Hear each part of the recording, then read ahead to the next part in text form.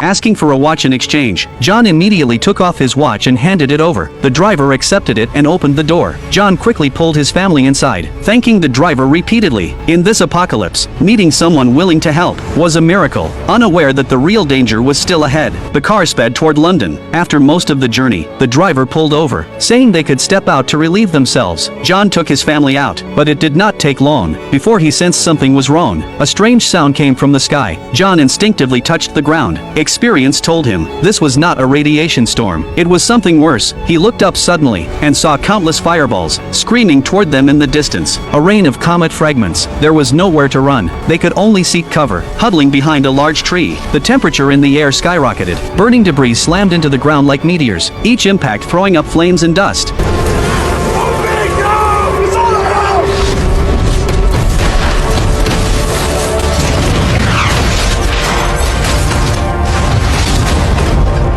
Fortunately, no one else was hurt. After it ended, they salvaged what they could and continued toward London. Soon they reached Anna's mother's home. Seeing her daughter, son-in-law and grandson again, her eyes turned red. They hugged tightly. The house was well protected, though there was no water or power. She and a few others managed to survive there. John's family finally caught their breath. But when Anna rested, she heard violent coughing from the bathroom. She found blood in the sink. John knew he could not hide it anymore. He told her the truth. Back in the bunker, the doctor had said, once coughing blood began, there were only 6 to 8 weeks left, likely from too much exposure outside. Anna froze, even in the apocalypse. Even after seeing death so often, hearing her husband had less than 2 months to live was unbearable. John held Anna tightly and said, "We cannot stay here. I must find that ideal place, so you and Nathan can live safely." The next day they said goodbye to her mother. Before leaving, she handed John a pistol, telling him to protect her daughter and grandson. They got back on the road, leaving London behind, passing through forests. Everything seemed calm, but after night fell, an accident happened.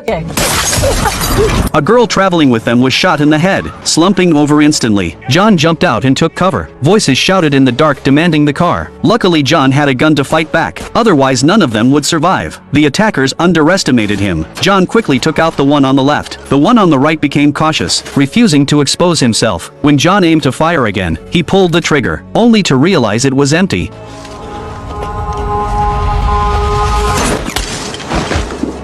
At the critical moment, Anna grabbed the dead attacker's gun and shot the other one. They survived the ordeal. The next day, they buried the girl and continued forward. The car traveled along endless mountain roads until they saw many vehicles stopped ahead. John got out and gasped. A massive chasm lay before them. The earth had split open, cutting off the road entirely. To cross, they had to use a crude rope bridge. The wind began to rise. John did not waste time. He climbed down first, telling Nathan not to look down. But the moment